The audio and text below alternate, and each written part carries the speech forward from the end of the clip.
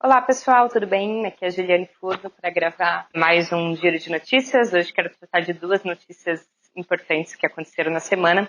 Antes disso, quero lembrar você, já deixa um gostei aqui, por favor, no vídeo. Se inscreva no canal quem não é inscrito, deixe um comentário se você puder, por favor.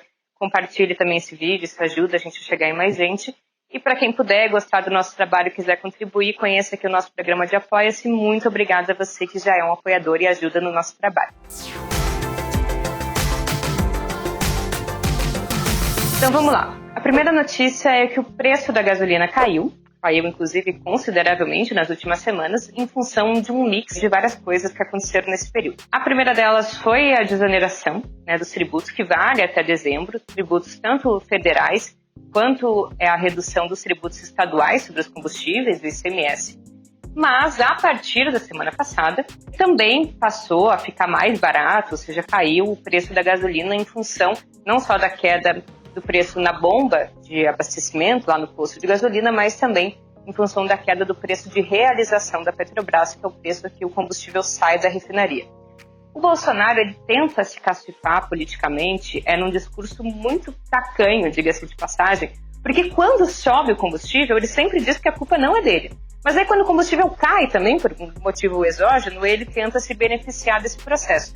Acontece que não contaram, provavelmente, a totalidade desse processo para vocês. O preço interno ele ainda está mais elevado do que o preço de referência no mercado internacional. Ou seja, o que o Bolsonaro ele pode fazer nessa visão liberal, de profunda negligência com que deveria ser o seu papel, que é de mudar a política de preço da Petrobras.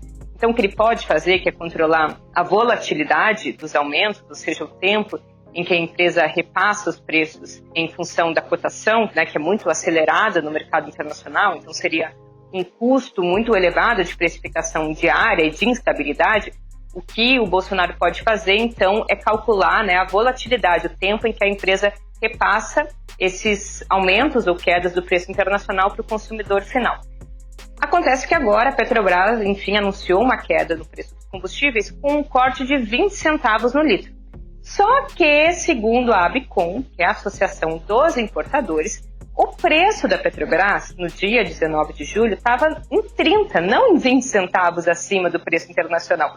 Ou seja, o Bolsonaro, que ele poderia fazer, ele não fez por completo, que é pressionar para que a totalidade da defasagem, se a gente segue, enfim, o preço internacional, fosse realizada, Ou seja, que a Petrobras corrigisse por completo e que a gente estivesse pagando, então, menos 30 centavos e não 20 centavos. Só que isso vai permitir, que esses 10 centavos eles possam ser utilizados ali para, se houver uma tendência altista nos preços, o Bolsonaro não tenha que repassar esse aumento, ocasionando ali um ônus político de, mais uma vez, haver aumento no combustível, ou seja, aquilo vai ficar amortecido. Além disso, gente, a redução dos tributos sobre os combustíveis é um elemento que vai completamente na contramão de um desafio planetário e imprescindível, que é o desafio da transição da matriz energética. Claro que, como o nome já diz, transição da matriz energética é um processo lento.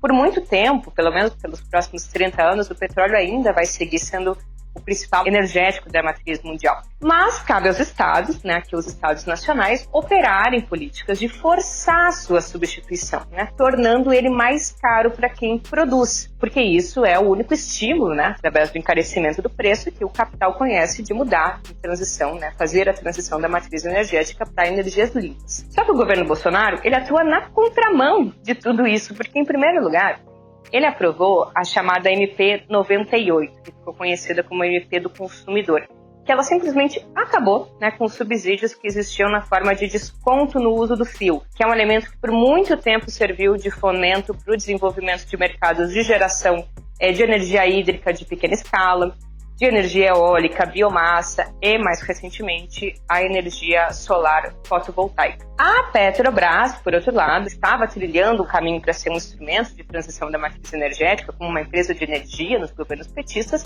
passou, mais uma vez, a operar em uma inflexão importante e a se voltar para uma lógica que já era presente nos anos 90, que é de uma empresa que deve se concentrar única e exclusivamente na prospecção, extração e produção de óleo, ou seja, abandonando os projetos que ela vinha trilhando em energias renováveis.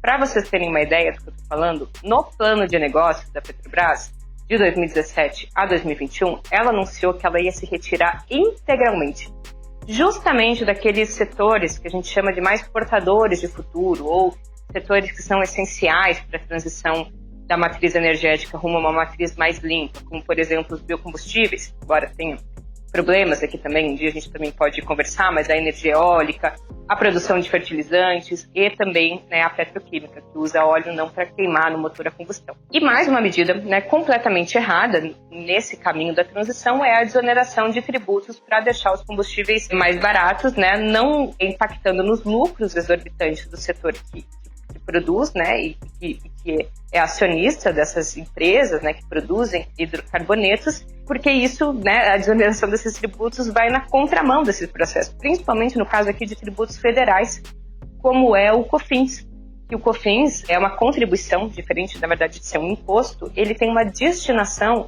constitucional obrigatória, que neste caso, o COFINS, como o próprio nome já diz, é contribuição para o financiamento da Seguridade Social.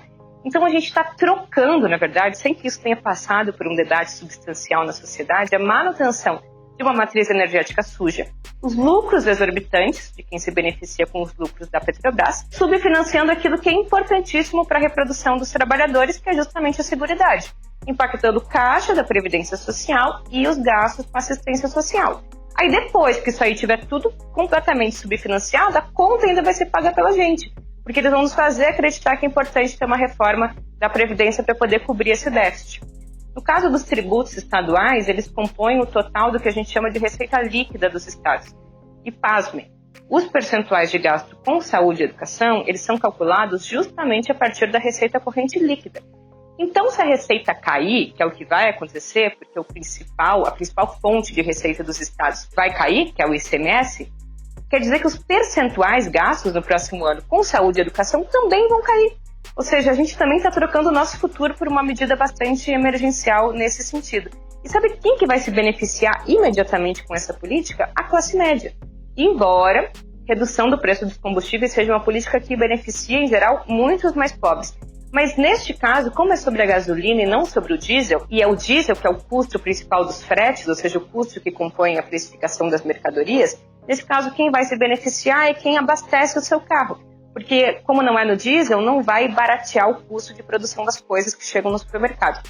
Até porque, mesmo se o diesel cair também, como a gente está num período de crise, e crises que esmagaram a taxa de lucro dos pequenos produtores, pequenos empresários, não dos grandes, mas a tendência é que medidas de desoneração tributária, medidas fiscais, visando manter empregos ou reduzir o preço final, não tenham impacto. Porque em períodos de esmagamento da taxa de lucro, quando os empresários têm uma redução no seu custo, eles tendem a recompor a margem perdida de lucro e não repassar isso para os preços finais. Então, dificilmente os mais pobres vão sentir, pelo menos até dezembro, mudança no preço daquilo que eles mais consomem.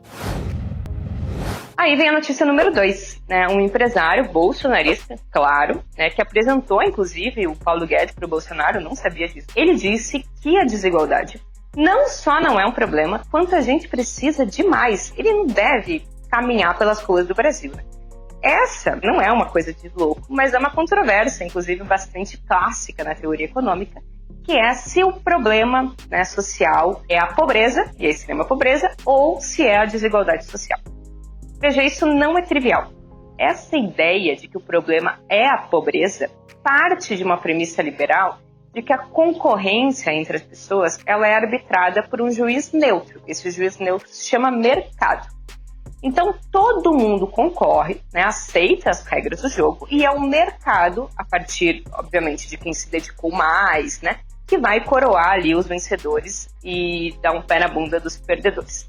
E os vencedores, obviamente, venceram pelos seus próprios méritos, porque estamos falando de uma concorrência justa. Nesse caso, a pobreza, ela até é indesejável, mas a desigualdade não. A desigualdade é um resultado natural, ela não é uma injustiça. Veja, ela é o resultado de uma concorrência sadia. Não tem Deus, né, interferindo, como era nos estados monárquicos, ou uma linhagem de sangue nobre azul que determina ali quem vai ter dominância do poder político, econômico. No capitalismo é todo mundo juridicamente igual e tem algo que é a meritocracia e o mercado, que são, né, agentes neutros.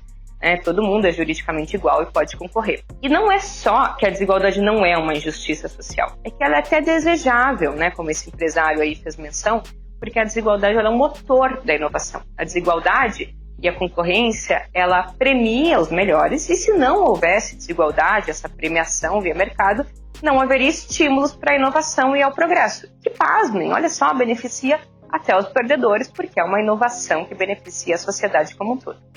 Qual que é a consequência prática, né, desse tipo de premissa? É que políticas focalizadas, né, aquelas de correção só da pobreza, extrema pobreza, elas são aceitáveis, né, são até estimuladas, tipo aquelas políticas de transferência de renda condicionada. Agora, política para reduzir desigualdade, não, porque estas, elas interferem na concorrência. Então, cotas, né, políticas de ações afirmativas, reformas tributárias progressivas, com taxação de grandes fortunas, salário mínimo, né, que é uma coisa que distorce o sistema de livre mercado, livre movimento de preços, que causa, inclusive, desemprego, né, isso é inaceitável. O Estado tentar corrigir desigualdade indo na sua origem, como, por exemplo, contribuindo para a melhoria, né, da educação pública de qualidade, uma saúde pública de qualidade, isso também, no fim do dia, vai prejudicar os mais pobres. Porque o Estado ele tem que gastar para fazer isso. E se ele gasta, né, isso pode ir levando a uma situação de desequilíbrio fiscal, e para essa galera o desequilíbrio fiscal é a origem de todas as crises econômicas, porque afetaria o nível de confiança na nossa economia. Além do fato de que o financiamento de saúde, educação, seguridade é feito por um Estado geralmente perdulário, irresponsável, e que o seu gasto tem efeitos em geral inflacionários, que vão afetar sobretudo aqueles que têm menos possibilidade de proteger a sua renda, que são os mais pobres. Mas sabe o que está por trás de tudo isso mesmo? Chama lucro, né? Mais uma vez aqui a gente termina recorrendo ao velhinho Karl Marx.